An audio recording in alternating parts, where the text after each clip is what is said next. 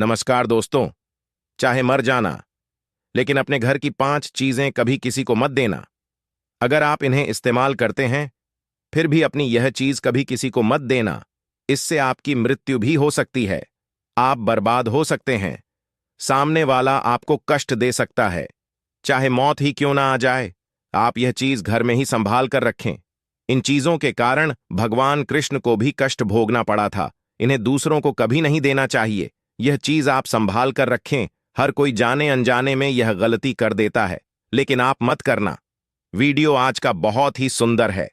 अंत तक जरूर देखें और सच्चे दिल से कमेंट बॉक्स में लिखें। हर हर महादेव, ओम नमः शिवाय एक लायक जरूर करें दोस्तों। आप किसी खास मौके पर अपने रिश्तेदारों और दोस्तों को उपहार देते हैं, पर कई बार हम लोग इस उलझन में होते हैं कि ऐसी कौन सी वस्तु उपहार में दी जाए कि नेने वाला भी खुश हो जाए और देने वाला भी खुश हो जाए। इस चक्कर में पड़कर हम ऐसे उपहारों का चुनाव कर लेते हैं जो गिफ्ट लेने वाले की पसंद के साथ साथ उसके लिए उपयोगी भी हो। लेकिन यदि आप अपने चाहने वालों को वास्तु नियमों को ध्यान में रखकर उपहार देते हैं, तो आपके अपनों के जीवन से कष्ट दूर हो ही जाएंगे, साथ ही उनके जीवन में खुशियों का आगमन भी होगा। दोस्तों, वास्तु ने अपने वैज्ञानिक आधार पर कुछ वस्तुओं को गिफ्ट देने के लिए काफी अच्छा माना है, लेकिन कुछ वस्तुएं ऐसी भी हैं जिन्हें गिफ्ट में कभी नहीं देना चाहिए। यह वस्तुएं सामने वाले के साथ साथ आपको भी नुकसान पहुंचा सकती है। यहां तक कि इन चीजों को देने से आपकी मृत्यु भी हो सकती है। आप बर्बाद हो जाएंगे, कंगाल हो जाएंगे। इनके पीछे ऊर्जा का विज्ञान और मनोविज्ञान दोनों शामिल हैं। शास्त्रों में एक कथा मिलती है, जब माता यशोदा ने घर की यह चीज दूसरों को गलती से दे दी थी, तभी इस कारण भगवान कृष्ण को काफी कष्ट हुआ था। उनके परिवार में विपत्ति आ गई थी दोस्तों। इसीलिए आप भी शास्त्रों के अनुसार घर की यह चीज या आप इस्तेमाल करते हैं, वह चीज कभी किसी को मत दे देना। नहीं तो आप कंगाल हो जाएंगे, बर्बाद हो जाएंगे, आपकी मृत्यु भी हो सकती है। आइए जानते हैं, आखिर वह कौन कौन सी चीज है जिन्हें हमेशा संभाल कर रखना चाहिए और किसी को नहीं देना चाहिए। आइए सुनते हैं गुरु जी क्या कहते। इस संबंध में दोस्तों, पुराणों में एक कथा मिलती है।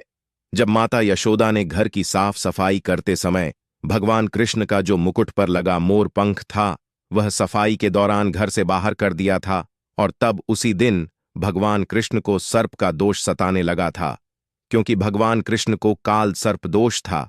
और जब यह बात नंद महाराज को पता चली, तो उन्होंने वह मोर पंख दोबारा से श्री कृष्ण के मुकुट पर लगा दिया। तब घर में सभी परिस्थितियां ठीक हो गई थीं, कई विपत्तियां टल गई थीं, क्योंकि उस समय भगवान कृष्ण एक मामूली मनुष्य के रूप में अवतरित थे, और मोर के भय से सांप दूर भागता है, काल सर्प दोष नहीं लगता। आपको बता दें, मोर पंख वास्तुशास्त्र के अनुसार मोर पंख भी यदि किसी को गिफ्ट में दिया जाए, तो उसके घर से सभी प्रकार के वास्तु दोष दूर होते हैं और उस व्यक्ति को जीवन में सफलता के साथ सुख और शांति की प्राप्ति भी होती है। लेकिन यदि आपका वह मोर पंख आपके लिए प्रिय है, आपके लिए लकी साबित है, तो आप गलती से भी उसे मत देना। आप चाहे तो बाजार से लाकर मोर पंख दे सकते हैं, पर अपने घर का मोर पंख कभी किसी को नहीं देना चाहिए। नहीं तो आपके घर में घोर विपत्ति आ सकती है, आप कंगाल हो जाएंगे, बर्बाद हो जाएंगे। मोर पंख में भगवान कृष्ण का वास होता है, शक्ति का वास होता है, देवी देवताओं का वास होता है। इसीलिए मोर पंख अपने पूजा घर में आप रख सकते हैं, कमरे में रख सकते हैं, लॉकर रूम में रख सकते हैं। बहुत ही शुभ माना जाता है। दोस्तों, रुमाल और पेन, वास्तु के अनुसार रुमाल और पेन भी किसी को गिफ्ट नहीं करना चाहिए। इससे लेने और देने वाले पर नकारात्मक प्रभाव पड़ता है। अगर आप अपने काम से जुड़ी कोई वस्तु उपहार में देते हैं, तो आपको अपने व्यापार में नुकसान झेलना पड़ सकता है। जैसे मान लीजिए, यदि आप सरकारी नौकरी कर रहे हैं, तो वह आपकी छूट सकती है। यदि आपका कोई गोदाम है, दुकान है, बहुत बड़ा व्यापार आदि चल रहा है, तो वह आपका टूट सकता है, यानी मंदा हो सकता है। व्यापार को इसीलिए सोच विचार करके ही पेन और रुमाल देना चाहिए। पेन से हम तकदीर लिखते हैं और तकदीर बनाते हैं। रुमाल हमारे शरीर से जुड़ा होता है, इसीलिए सोच विचार जरूर करें दोस्तों। भगवान की मूर्ति देना नुकसानदायक हो सकता है। भगवान की प्रतिमा, त्योहार हो या कोई शुभ अवसर, हम भगवान की प्रतिमा या पेंटिंग देना सही मानते हैं, जबकि यह गलत है। वास्तु विज्ञान के अनुसार भगवान की मूर्तियां यदि घर में हो तो उन्हें स्थापित करने से लेकर उनकी देखभाल करने के सभी नियमों का पालन किया जाना अनिवार्य है। यदि कोई व्यक्ति ऐसा ना करे तो इसका उस पर और उसके परिवार पर नकारात्मक प्रभाव होता है। हाँ, आप ऐसे व्यक्ति को भगवान से संबंधित कोई उपहार जैसे लड्डू गोपाल गणेश जी या राधा कृष्ण की युगल तस्वीर अवश्य दे सकते हैं, जो इनका सम्मान के साथ ध्यान रख सके। दोस्तों, यदि आपके घर में रखी कोई ऐसी मूर्ति है जिसकी प्राण प्रतिष्ठा की गई हो, तो ऐसी मूर्ति कभी किसी को उपहार में गलती से भी नहीं देना चाहिए, क्योंकि उसमें साक्षात भगवान बसते हैं, अपना निवास स्थान बना लेते हैं। जिस मूर्ति की यदि एक बार प्राण प्रतिष्ठा हो जाए तो उसकी पूजा अगर आप नहीं कर पाते हैं तो आपको घोर पाप लगेगा। भगवान आपसे क्रोधित हो जाएंगे और आपके घर में भयंकर परेशानियां आ जाएंगी, क्योंकि जिस मूर्ति की प्राण प्रतिष्ठा एक बार हो जाती है, यदि आप उसकी पूजा पाठ ना करें तो ईश्वर क्रोधित हो जाते हैं और आपके घर में कंगाली आ जाती है। आप नरक का भागी हो जाते हैं। आप नरक का भागी हो जाते हैं। इसीलिए जिस मूर्ति की प्राण प्रतिष्ठा हो गई हो उसकी हमेशा पूजा होनी चाहिए, क्योंकि इसमें साक्षात भगवान बसते हैं। आपने भगवान को बुलाया है दोस्तों। कई सारी हमारी माताएं बहनें हमसे कमेंट करके पूछती हैं कि हमारे पति की मृत्यु हमसे पहले क्यों हो जाती है। आइए जानते हैं। इस संबंध में देखिए, घर की महिलाओं को वस्त्र गहने या श्रृंगार का सामान देने से आपके जीवन में सुख सौभाग्य की वृद्धि होती है। रिश्तों की महक को बनाए रखने के लिए ताजे फूल पत्तियों की पेंटिंग गिफ्ट में देना काफी शुभ माना गया है। फेंग शुई के अनुसार पीएल पुनिया के फूल शुभ होते हैं। इनके फूल उप में लेने या देने वाले दोनों के परिवार में सौभाग्य बनाता है। दोस्तों, लेकिन बात यहां पर आती है कि शादीशुदा महिलाओं को क्या वह ऐसी चीज है जो कभी नहीं देना चाहिए, जिससे कि उनके पति की मृत्यु निकट भविष्य में जल्दी ना हो। देखिए, शादीशुदा महिलाओं को अपना इस्तेमाल किया हुआ सिंदूर, माथे की बिंदियां, पैरों की पायल, बालों की कगी या कोई भी 16 श्रृंगार तथा विशेष रूप से अपना मंगलसूत्र कभी किसी पराई स्त्री को या किसी भी व्यक्ति को नहीं देना चाहिए, क्योंकि इसमें साक्षात आपके प्राणनाथ पतिदेव की उम्र का राज्य होता है, मृत्यु का राज्य होता है। इन सभी वस्तुओं में ही उनके प्राण बसते हैं। इसीलिए चाहे कुछ भी हो जाए, इन्हें अपने से दूर तब तक मत करना जब तक आपके प्राण नहीं चले जाएं। दोस्तों, विधि का विधान तो यही कहता है कि सर्व सुख संपन्न मंगलकारी वही नारी मानी जाती है जो पति के आत्मसमर्पण हेतु जीवन व्यतीत करे। जो नारी समय से पहले विधवा हो जाती है वह नरक में जाती है, और जो नारी पति से पहले मृत्यु को प्राप्त होती है वह बैकुंठ लोक को तथा स्वर्ग में चली जाती है, क्योंकि ऐसी नारी विधवा नहीं कहलाती, संपूर्ण कहलाती है। इसीलिए शादीशुदा महिलाओं को अपनी यह चीज कभी किसी को नहीं देना चाहिए। आप चाहे तो बाजार से नई खरीद कर दे सकती हैं, लेकिन अपनी कभी मत देना दोस्तों। धारदार वस्तु, धातु की धारदार वस्तुएं जैसे कैंची, चाकू, तलवार या कोई ज्वलनशील पदार्थ भी उपहार स्वरूप नहीं देना चाहिए। ऐसा करने से आपस के रिश्ते खराब हो सकते हैं, राहु केतु क्रोधित हो सकते हैं, उसके जीवन में शरणी की कुदृष्टि पड़ सकती है, नवग्रह बिगड़ सकते हैं।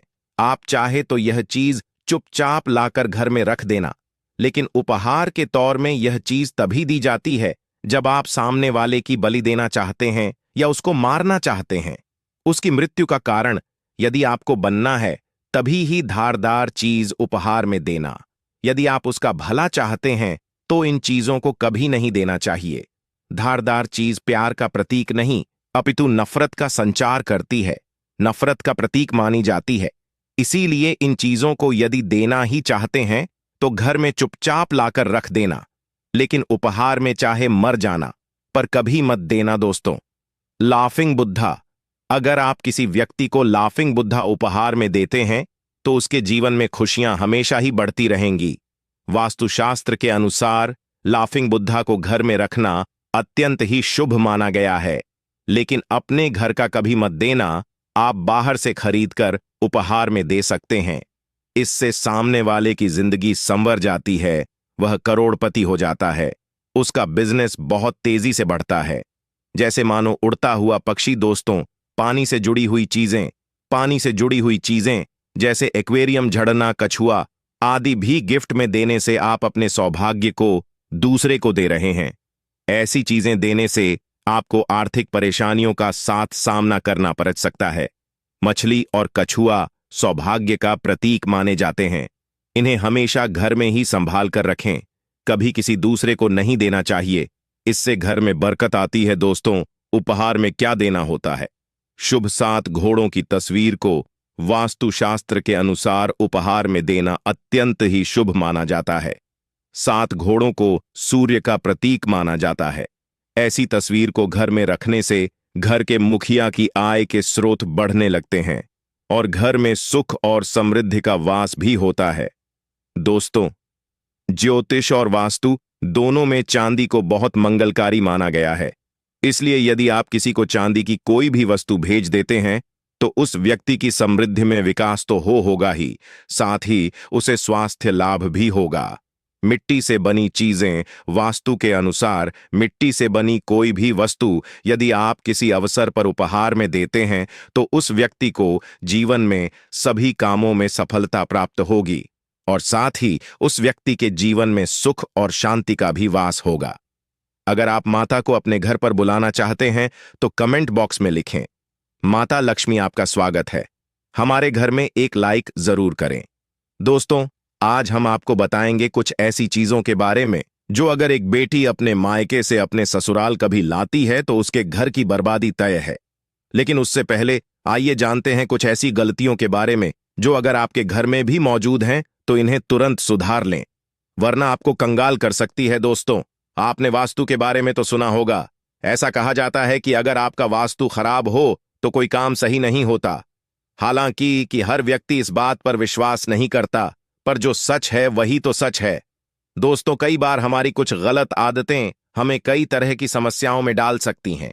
यदि हमें इनके बारे में पहले से ही पता हो तो हम आने वाली समस्याओं से बच सकते हैं।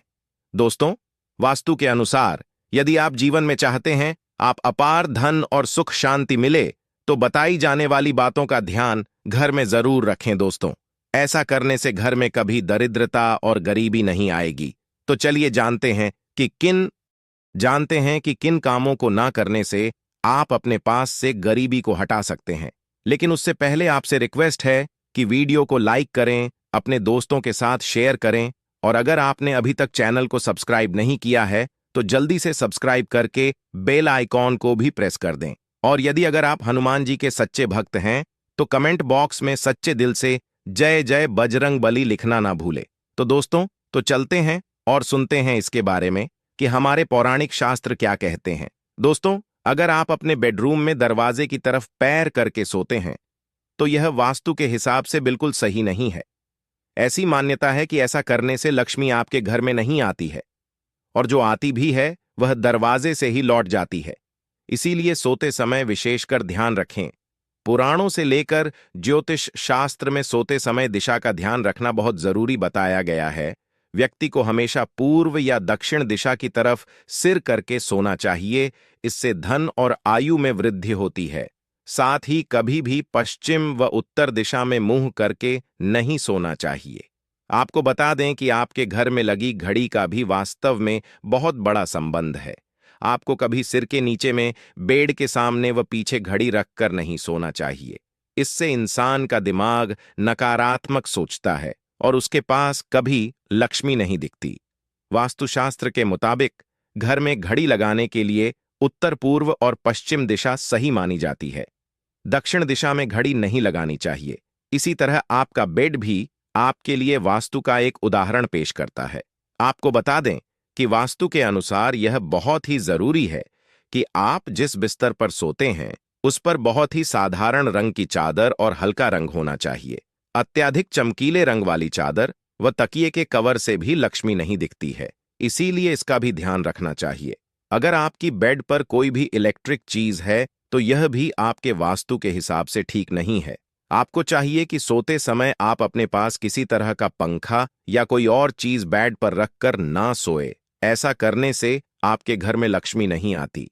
आपको बता दें कि आपके घर में जिन लोगों की मृत्यु हो जाती है हम अक्सर उनकी फोटो घर में लगाते हैं, लेकिन ध्यान रहे कि जिस कमरे में आप सोते हैं वहां पर मंदिर ना हो और ना ही बेडरूम में पूर्वजों की फोटो लगानी चाहिए। इसे अशुभ माना जाता है। ऐसा करने से आपके घर में लक्ष्मी नहीं आती।